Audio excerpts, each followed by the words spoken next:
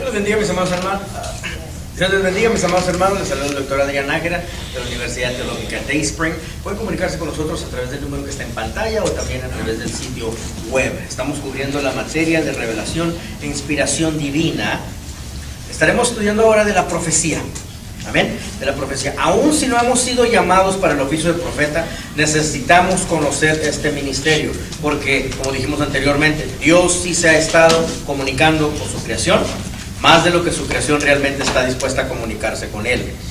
La iglesia no puede sostenerse o crecer a la madurez sin lo profético y sin el ministerio de la profecía. La razón es porque es la voz de Dios hablándole a su creación. Obvio. ¿Cuándo ustedes conocerían algún empresario que abriera una empresa y después de haberla abierto la abandonaría? Después de abrirla, invertir en ella y luego la va a abandonar. Eso es Dios con su iglesia. Así que es obvio que Dios va a querer comunicarse con su empresa. Es Dios que Dios va a querer tener relación con su empresa. Sin embargo, existen diferentes filtros que nosotros debemos de reconocer para saber filtrar si la profecía realmente viene de Dios. La profecía debe de apuntar hacia Jesús. Así como todos los simbolismos, figuras, metáforas del Antiguo Testamento apuntaban hacia Jesús del Nuevo Testamento, así como la Biblia es la que apunta hacia Jesús, la profecía también debe de apuntar hacia Jesús. Asegurarnos que nuestras profecías reflejen a Jesús. Algún ministerio de Jesús, que Jesús se manifieste en la iglesia y que la iglesia realmente esté en una representación de Jesús. Y como la Biblia en sí, como las Escrituras, encubren el personaje de Jesucristo, por lo tanto, el indicador más latente de la veracidad o de la verdad de cualquier profecía es que nuestra profecía esté en armonía con las Escrituras. Porque las Escrituras encubren la persona de Jesucristo. Amén. Primera de Corintios capítulo 14 versículo 3, más adelante lo estaremos desglosando, habla sobre los propósitos de la profecía. Mientras ustedes los buscan, yo se los dicto y más adelante estaremos leyendo la cita. Primera de Corintios capítulo 14 versículo 3. En los propósitos de la profecía vienen siendo número 1 para edificar, número 2 para exhortar y número 3 para consolar. La profecía no debe de interrumpir predicaciones, porque la profecía es ordenada. Eso causaría confusión, eso provocaría algún tipo de desorden, y el desorden no proviene de Dios. Ahora, la profecía es absoluta inspiración divina. ¿Ok? Se ha creído en la congregación que se puede interrumpir el sermón cuando el sermón sirve a diferente propósito. La predicación se lleva a cabo a través de un estudio, a través de preparación, a través de homilética. Es un producto de estudio, de preparación, de oración, donde se llevan a cabo las necesidades del pueblo. El pastor le pide a Dios cuáles son las necesidades, las debilidades, las fortalezas del pueblo, donde si el pueblo está pasando por algún caso de inmoralidad, si la iglesia está pasando entonces por casos de inmoralidad sexual, si la iglesia está pasando por morbosidades, si la iglesia está pasando por pedofilias sexuales, entonces el pastor dirige sus sermones basados en las necesidades del pueblo en ese momento. Si la iglesia está pasando por algún tipo de engaños, mentiras, si ese es el espíritu que está queriendo entrar, si la iglesia está viviendo alguna división o va encaminada hacia alguna división, entonces el pastor estratégicamente diseña sus predicaciones para poder implementarlas al pueblo de acuerdo a las necesidades que lo que el pueblo tiene, ¿verdad? Esa es una predicación muy diferente a la profecía, porque la profecía es una absoluta inspiración divina. El que profetiza no determina el mensaje, porque el mensaje viene exclusivo de la mente de Dios. No puedes tú jugarle al cartero y también jugarle al escritor. Tú simplemente eres el cartero. Muy bien. Un don de profecía desarrollado en una persona sí se puede presentar dentro de un sermón, sin que la persona sea considerada un profeta, ¿ok? Pero hay que entender la diferenciación entre estas dos funciones dentro de nuestro medio eclesial. No podemos generalizar de una manera muy abrupta tampoco en contra de las predicaciones. He conocido personalmente algunos profetas que critican los sermones y devalúan las predicaciones porque dicen, si no hay profecía, pues no sirvió. No se puede degradar de esa manera algún sermón, porque los sermones tienen su propósito. Son para la solidez del cristiano, son para solidificar la doctrina de la persona y que efectivamente lo lleve a una madurez donde pueda tener una vida cristiana sólida y pueda entonces madurar al grado de llevar a otras vidas hacia sus destinos de donde Dios quiere hacer llegar a esas vidas, ¿verdad? Entonces tienen sus riesgos el hecho de involucrarte con la profecía. Otro de los riesgos muy comunes, ¿ok?, es mezclar lo almático, mezclar pensamientos almáticos, donde si te cae bien la persona, entonces le vas a llevar buena profecía, donde si te cae mal, entonces le vas a llevar una profecía muy negativa. Se involucran aquí motivaciones personales, manipulación, chantaje sobre el grupo, y esto es dado a falta de madurez, esto es dado a falta de un oficio profético, y el resultado de todo va a venir siendo vanas profecías. Es a lo que se le llama dentro de la iglesia el don de sospecha, donde la persona puede ver a una persona. ¿Mande? ¿Dónde está el don de sospecha? Aquí se están mezclando pensamientos almáticos. Si esto está sucediendo dentro de un medio profético, es principalmente para lucirse, ¿ok? ¿Cómo es de que una persona pudiera lucirse cuando el molde de la Biblia nos enseña que los profetas históricamente han sido personas poco deseadas? Entonces, si la Biblia nos enseña que los profetas eran los que más ampliamente recibían persecución, ¿cómo es de que la profecía puede ser utilizada ahora en tiempos modernos para poder lucirse? ¿Okay? Luego el cuerpo de Cristo está tan ignorante de lo profético que se tropiezan con el mensajero, ponen el enfoque en el hombre en vez de saber juzgar la profecía. Se tropiezan con el hombre y me gusta tu estilo, yo quiero que Elmer sea el que venga a mi congregación porque me gusta el estilo de él. El libro de Amós en las escrituras nos enseña que no existe tal cosa como un estilo profético. El libro de Amós, el profeta Amós es el que más nos enseña que cada que Dios le hablaba a él, le daba un nuevo patrón, le daba un nuevo molde. Así que yo no puedo llamar al profeta Gavirio porque me gusta cómo es alegre, me gusta su estilo, cuando realmente dentro de la profecía no hay tal cosa como un estilo. Me manda la tienda. ¿A traer un cuaderno? Sí.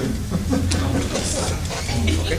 Existen ciertas definiciones para nosotros poder distinguir qué es lo profético.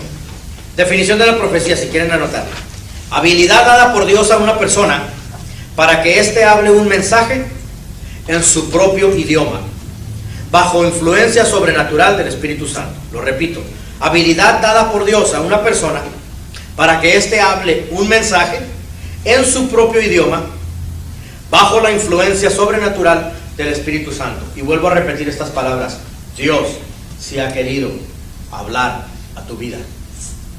El don profético no es un bono, el don profético no es un regalo adicional, no, el don profético es algo normal en tu vida. Dios se quiere comunicar a su creación y lo ha estado haciendo constantemente. Habilidad dada por Dios a una persona para que éste hable un mensaje en su propio idioma, bajo influencia sobrenatural del Espíritu Santo. Estás hablando por otro.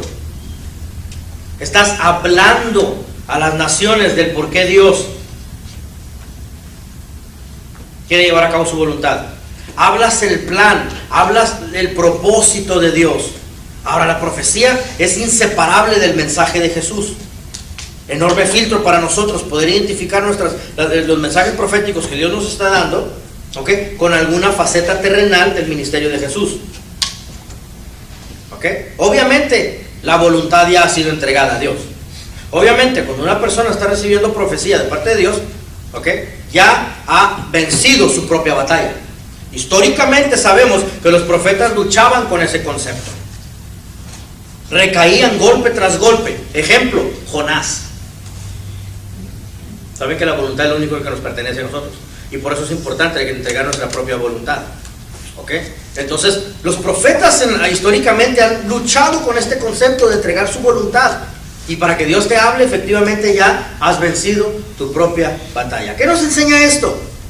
Mientras continuemos tercos en nuestra propia voluntad, Dios no transmitirá sus mensajes a través de nosotros. Es necesario buscar los términos originales del hebreo antiguo porque es donde nosotros podemos ver las diferentes traducciones de cómo Dios se ha manifestado a nuestra era. Les invito, al estar cubriendo estas 12 definiciones, identificarnos con ellos. ¿Okay? Algo que tenemos que entender es de que son progresivos. Vamos a hablar desde el menos hasta el mayor. Ya cuando llegamos al número 11, el último, ya Dios está comunicando a tu espíritu directamente. Es una verdad que tú reflejas. Tú hablas la palabra que Dios está revelándole a tu generación. ¿Ok? Entonces, la profecía puede presentarse a través de varias diferentes maneras. Se puede revelar de diferentes maneras. Se puede presentar verbalmente por el profeta, exclusivamente escrita, sin verbal, sin exposición verbal, alguna porción bíblica predicada al pueblo, ¿okay? Lo cual también puede traer profecía, ¿okay? Algún canto profético o alguna combinación de todas estas. Por estas razones de que tenemos diferentes definiciones donde Dios utiliza más de un formato. Vámonos para allá. Número 1, Jazá, K de Kiko, J-A-Z-A. La primera definición etimológica de la profecía. Jazá es visión de lo sobrenatural con los ojos naturales. Visión de lo sobrenatural con ojos naturales. O sea, aquí estás, miras algo y lo percibes mentalmente. Otra manera de poder definirlo viene siendo: recibes o percibes sensaciones sobrenaturales a través de tus sentidos naturales. Dios está involucrando tu percepción sensorial. ¿Saben lo que es la percepción sensorial, verdad? El ser humano tiene 5 sentidos, que la mujer tiene 6, mi esposa tiene 10. Tienes que entender esto de Jazá. Dios siempre está revelando nueva información no antes registrada en nuestro sistema. En nuestro sistema neurótico, sistema cognitivo, Dios siempre está revelando algo nuevo. Si conozco la vida de la pastora y voy a profetizarle con cosas que ella sabe que yo sé de ella, y yo sé de ella y ella sabe que yo lo sé de ella, muy bien, simplemente estoy queriendo hacer un intento de agasajar su oído. Amén. Dios siempre va a revelarse. 1 Corintios 14:25, búscalo por ahí, por favor. 1 Corintios 14:25, yo lo tengo aquí, se los puedo leer si ustedes gustan para avanzar en el tiempo. 1 Corintios 14:25 dice: lo oculto de su corazón se hace manifiesto. La profecía entonces lo que hace es que discierne el estado del corazón humano, saca a la luz cosas escondidas. Amén. Muy bien, la revelación profética saca a la luz cosas que antes no podías saber de la persona. Vuelvo a repetir una vez más la definición: recibir sensaciones sobrenaturales a través de los sentidos naturales. Los sentidos naturales viene siendo esa percepción sensorial. 1 Corintios 14:25 dice: lo oculto de su corazón se hace manifiesto. En otras palabras, Dios está queriendo revelar alguna verdad de nosotros mismos para corregir alguna área que necesita atención, y cosas que Dios necesita resolver en el ser humano.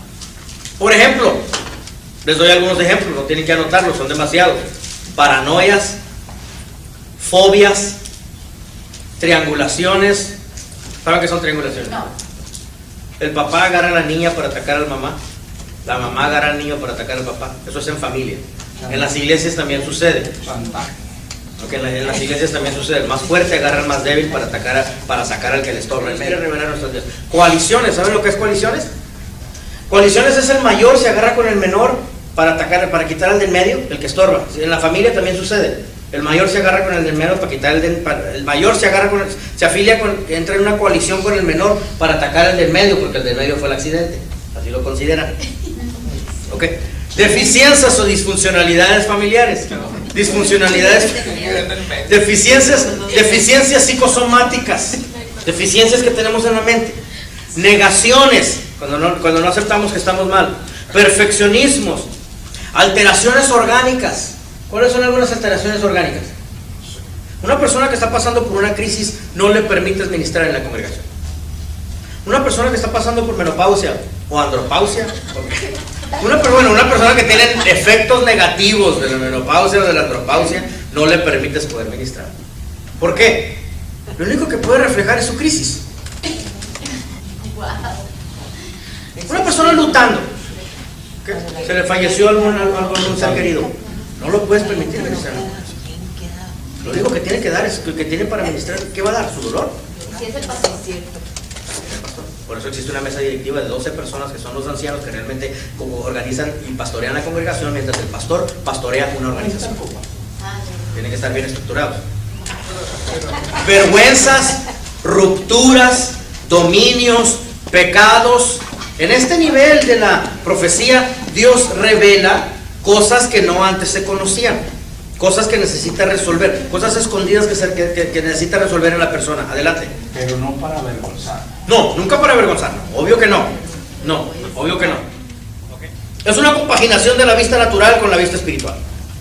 Ambas visualizan alguna dimensión del reino de Dios. ¿Con qué propósito? Con el fin de comunicar al mundo natural lo que se contempla en lo espiritual. Muy bien, el mensaje puede ser para la persona, para el ministerio, para la ciudad o para una nación.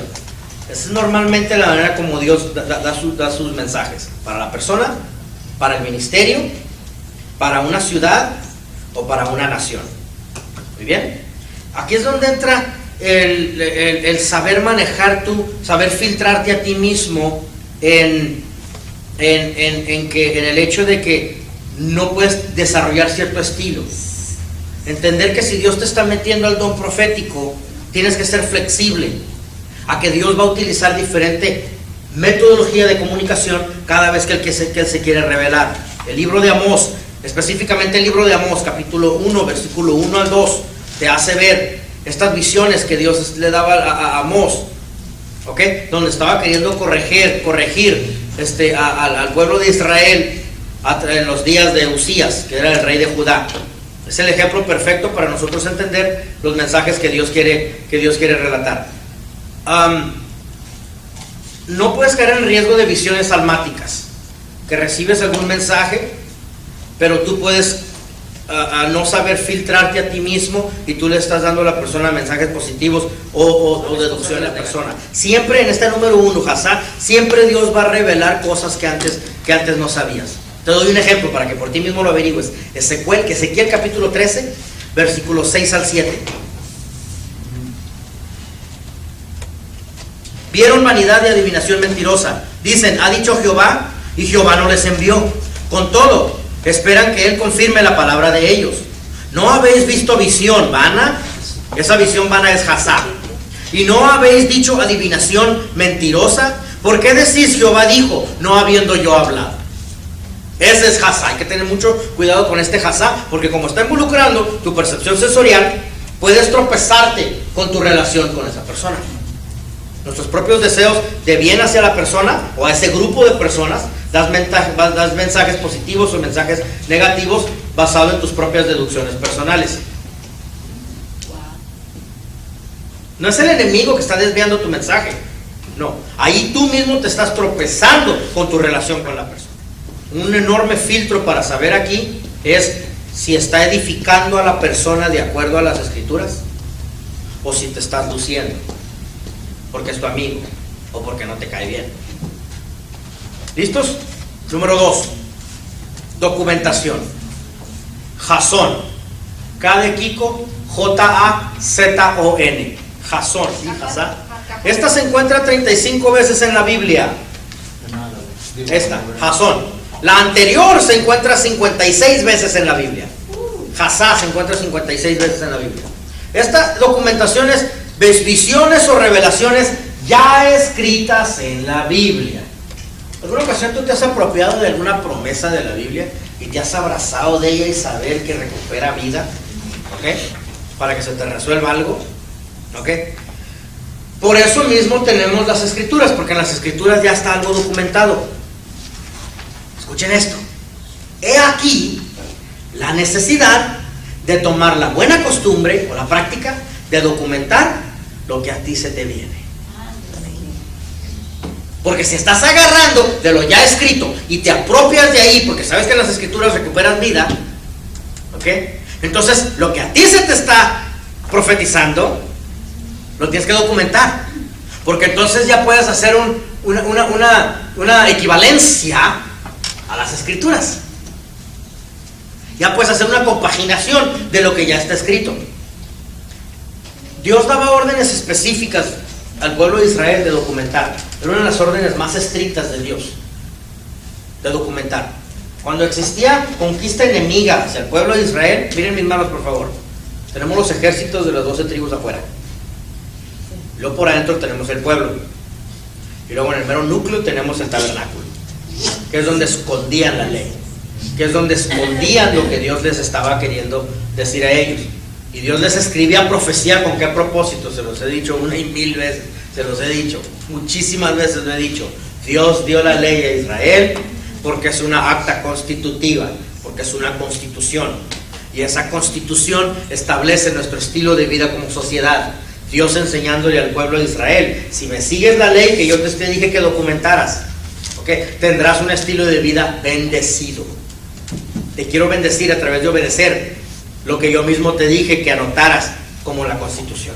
Muy bien, entonces Dios, por eso en conquista enemiga, el peor castigo que le podías dar al pueblo de Israel era destruir sus escritos, porque estabas destruyendo su sociedad en general.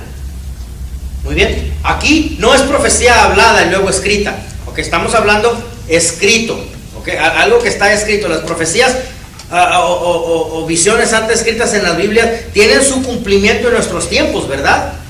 Nos hacen parte de esa profecía por nuestra búsqueda de esa misma profecía. Una de ellas en la que nosotros nos relacionamos es la revelación nocturna.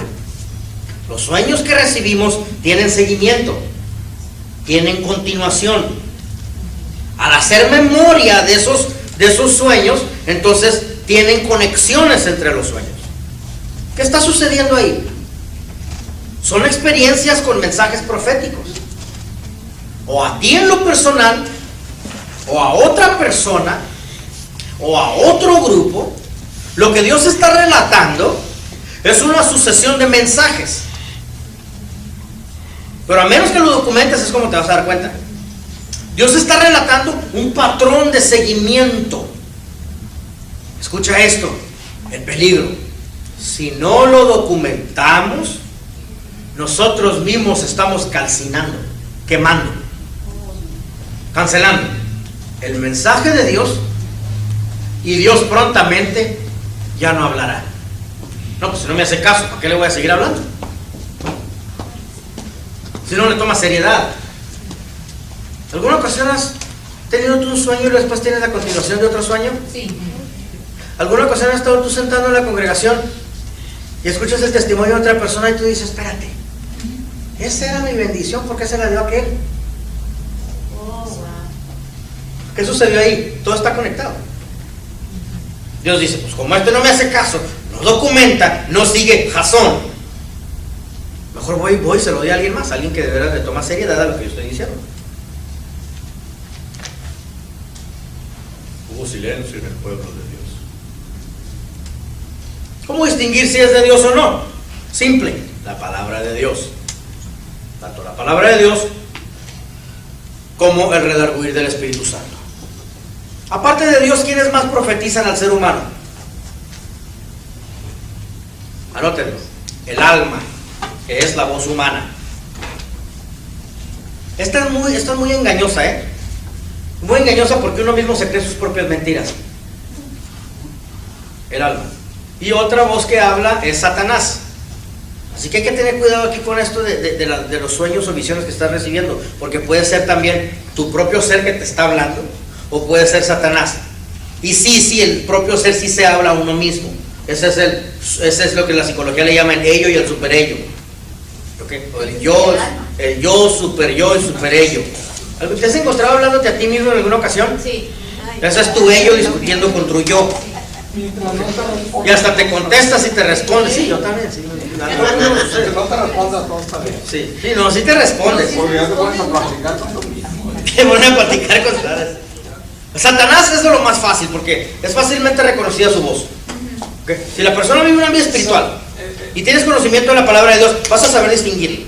Así que esa voz la puedes distinguir rápidamente. Y tienes suficiente vida, suficiente experiencia con ese chamuco hablándote para poder distinguir si es él el que te está hablando o no. Así que ahí no nos podemos hacer los inocentes. Muy bien. Mis amados hermanos, les saluda el doctor Adrián Nájera de la Universidad Teológica de Day Spring. No hemos finalizado con el punto número 2 de la profecía. Regresamos, todavía nos faltan 10 más, 11 más. No 11 más, entonces regresaremos para seguir hablando sobre el punto número 2 de cómo documentar nuestras profecías. Pueden comunicarse con nosotros a través del número que está en pantalla y también a través del sitio web que se encuentra ahí en pantalla. Les amamos, Dios los bendiga. Regresamos pronto.